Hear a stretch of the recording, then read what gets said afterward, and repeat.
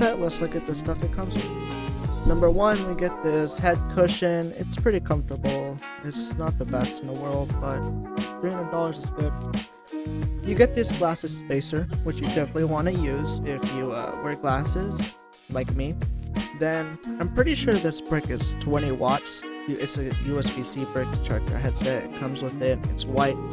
Then you get a USB-C to USB-C cable. It's also white.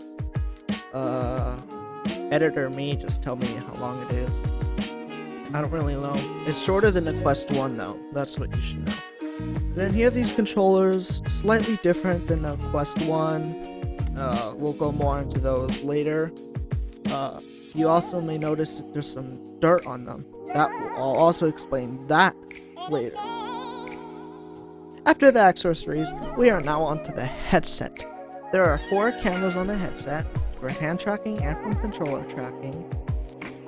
On this side, there is a charging port, which is USB-C, and a headphone jack to plug in your earbuds or a headset if you have one for VR. On the other side, there's a power button. It makes a nice clicking sound with a white LED to let you know if it's charging or if it's on, or if it's about to die. On the bottom, we have a microphone with a volume rocker up and down. And then we have a microphone next to the volume rocker again. And then there are built-in speakers on each ear.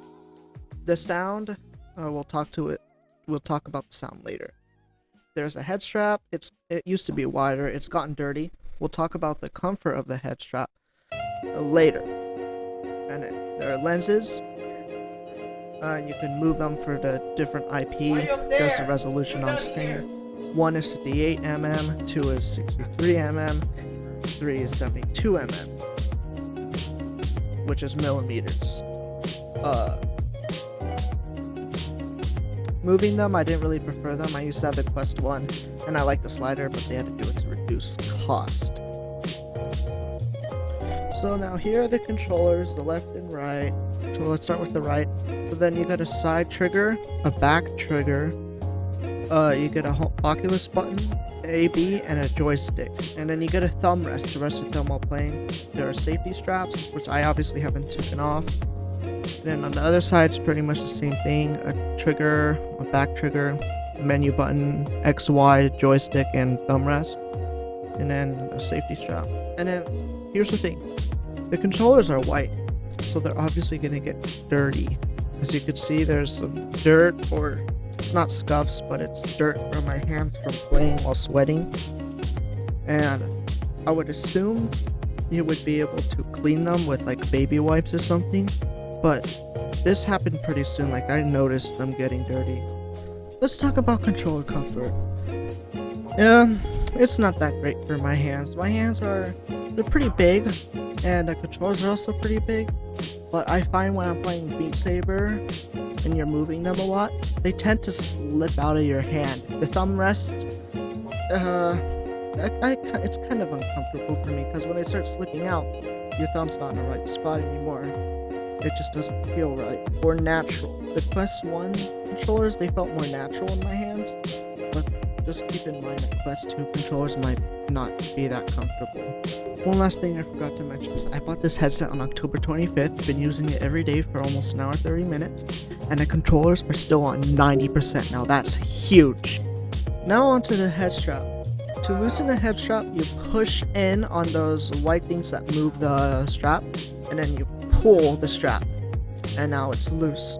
To tighten it, you simply pull the things to tighten it, and you don't have to pull on the strap this time. And then to loosen it, if you want to take it off, do the same thing, put it back on, you tighten it. Head strap comfort. Now, some people might not agree with me, but my head size, it's actually comfortable. The Quest 2 is like 10% lighter than the Quest 1, and you do notice it.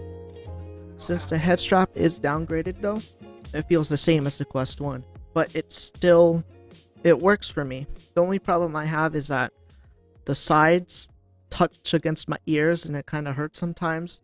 But other than that, the head strap's pretty good.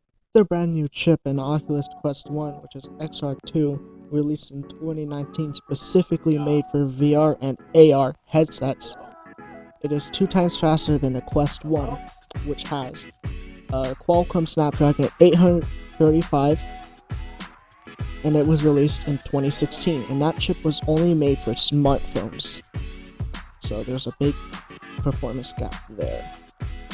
When testing with games like beatsaber and intentionally going on hard maps with a bunch of things happening, there's no stuttering.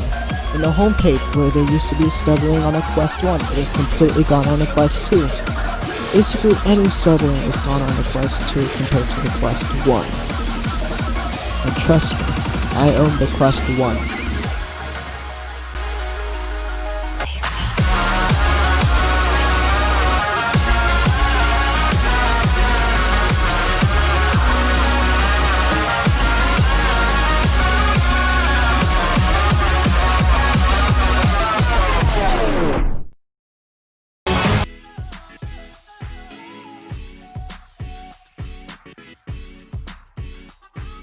Now tracking. Tracking on the Quest 2 is exactly the same as the Quest 1, if not ever so slightly better, because the camera angles are slightly moved on the top to where they could have a better angle to see more area. But other than that, tracking is basically the same.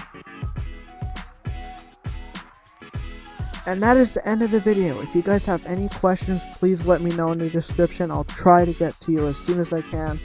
Some questions may include battery life, stuff that I never said in the video that I could possibly answer for you.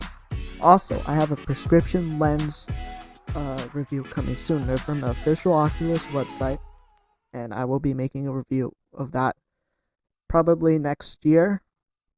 Anyways, hope you guys enjoyed the video, and peace.